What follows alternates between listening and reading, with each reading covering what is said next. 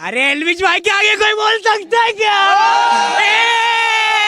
चलिए अब बड़ी खबर, और सबसे अहम खबर ये, नोएडा में एल्विश यादव बिग बॉस के विनर एल्विश यादव कराता था रेव पार्टी।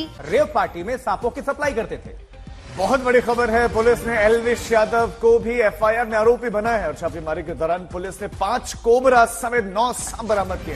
एल्विश भाई, एल्विश यादव यानी कि एल्विश भाई, शायद ही कोई ऐसा हो जिसे ये नाम मालूम ना हो। पहले ये सब यूट्यूबर और इंस्टाग्रामर हुआ करता था, मतलब आज भी है।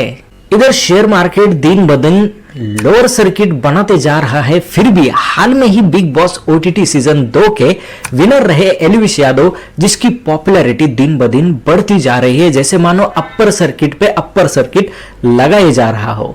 लोग इधर बियर बुल खेल रहे हैं और ये भाई अपनी ही धुन में स्नेक स्नेक यानी कि सांप सांप खेल रहे हैं। तो फिर होना क्या था, हो गई एफआईआर नोएडा में। अब करो रेव पार्टी और स्नेक वेनम का सप्लाई करो। तो आइए पूरे मामले का विषय खोल और पृथ्वी गोल करते हैं, पर उससे पहले चैनल को सब्सक्राइब जरूर कीजिए। दरअसल हुआ यह था कि भाजपा की सांसद मनेका गांधी, जो खुद पीएफए अर्थात पीपल फॉर एनिमल्स इस एनजीओ की चेयरपर्सन हैं, उस एनजीओ ने एनिमल क्रुएल्टी के अगेंस्ट पुलिस में एक शिकायत दर्ज करी थी।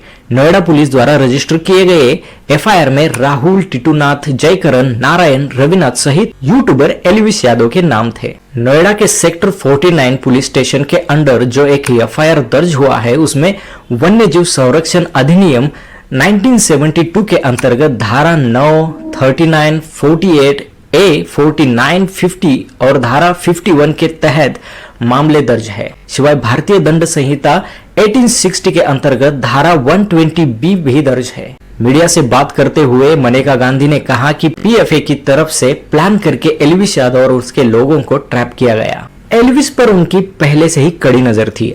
आगे कहते हुए उन्होंने कहा कि एल्विश यादव यूट्यूब के म्यूजिक वीडियो बनाते समय गले में सांप डाल के उन्हें शूट किया करता था। दरअसल ये वही सांप है जिन्हें एंडेंजर्ड स्पीसीज डिक्लेयर किया गया है और इनके यूज पर करीबन 7 साल की सजा भी हो सकती है।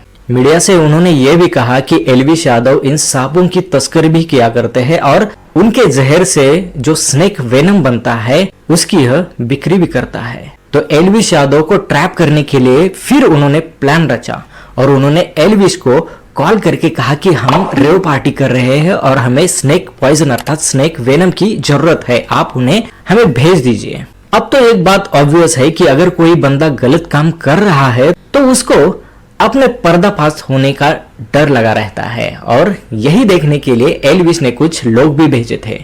लेकिन कुछ गलत ना लगने पर बाद में उसकी ओर से 5 लोग और उनके साथ साथ स्नेक और स्नेक वेनम भी भेजा गया था। ऊपर से मनेका गांधी ने एल्विश के ऊपर यह संगीन आरोप भी किया है कि एल्विश यादव गुड़गांव के साथ साथ नोएडा में भी स्नेक वेनम सप्लाई करता है। फिर प्लान के अनुसार रेव पार्टी का आयोजन किया गया और जब पुलिस ने रेड मारी तो वहां टोटल 9 सांप, उनमें से 5 कोबरा थे। उनके साथ साथ उन्हें 20 से 25 मिली स्नेक वेनम सहित वे रंगे हाथ पकड़े गए। अभी तो यह पूरा मामला हो गया, लेकिन क्वेश्चन यह है कि स्नेक वेनम या फिर स्नेक पॉइजन का रेव पार्टी में यूज क्या किया जाता है या क्यों किया जाता है।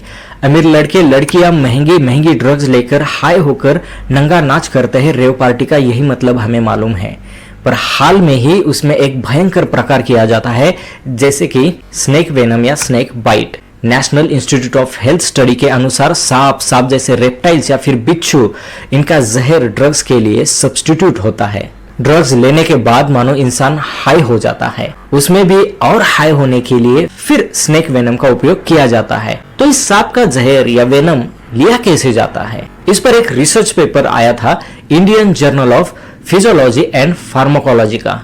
उन्होंने उसमें कहा है कि अगर किसी व्यक्ति को स्नेक बाइट देना हो तो सांप को अपने हाथों में पकड़े हुए कंट्रोल करने वाला व्यक्ति उसे उसके होठों के नजदीक लाता है, फिर उसके सिर पर उसको चिढ़ाने के लिए कुछ हल्का सा उसे मारा जाता है। फिर सांप उसके होठों को हल्के से काट लेता है, जबकि उसकी सिर के बल उसे हाथ में पकड़ा जाता है। तो कितना जहर उसमें छोड़ना है वह भी कंट्रोल में रहता है। ऐसा स्नेक बाइट एक तो होठों पर लिया जाता है, जुबा पे लिया जाता है या फिर कान के निचले वाले हिस्से में लिया जाता है। दोस्तों पहले तो मैं आपको ये सलाह दूंगा कि ड्रग्स ना ले, अगर ले भी ले तो ड्रग्स के पीछे आप ये स्नेक बाइट का घिनौना काम बिल्कुल ही ना करें। अब पूरे मामले के बाद एल्विश यादव के एक बयान का वीडियो सामने आया है, उसमें उसने कहा है कि इस मामले में उसका कुछ भी संबंध नहीं है। वो कहता है कि उस दिन वो नोएडा में था ही नहीं बल्कि मुंबई में था। आगे वह यह भी कहता है कि अगर उसका इस मामले में थोड़ा सा भी हाथ साबित होता है तो वह उसके लिए जेल में जाने के लिए भी तैयार है। अब हैरानी की बात यह है कि एल्विश यादव जो एक सेलिब्रिटी के तौर पर कुछ दिनों से ऊपर उभर के आया है, तो उसका महाराष्ट्र के मुख्यमंत्री एकनाथ शिंदे से उत्तर प्रदेश सिवाय केंद्र के बड़े मंत्रियों और नेताओं तक जबरदस्त कांटेक्ट है। उत्तर प्रदेश के सीएम आदित्यनाथ ने कुछ दिन पहले कहा था कि लोगों ने एल्विश से प्रेरणा लेकर उससे कुछ सीखना चाहिए, और अब भाजपा की मनेका गांधी कह रहे हैं कि ऐसे लोगों को तत्काल जेल में डाल देना चाहिए। एल्विश भाई बाकी स्नेक वेनम या फिर सांपों की तस्करी के बारे में और उसके जहर का ड्रग्स में होने वाले यूज के बारे में आपकी क्या राय है, यह हमें कमेंट करके जरूर बताइए। अगर आपको यह वीडियो अच्छा लगा हो तो लाइक कीजिए, अपने दोस्तों के साथ उसे शेयर कीजिए और सब्सक्राइब करना ना भूलिए। विषय खोल पृथ्वी गोल।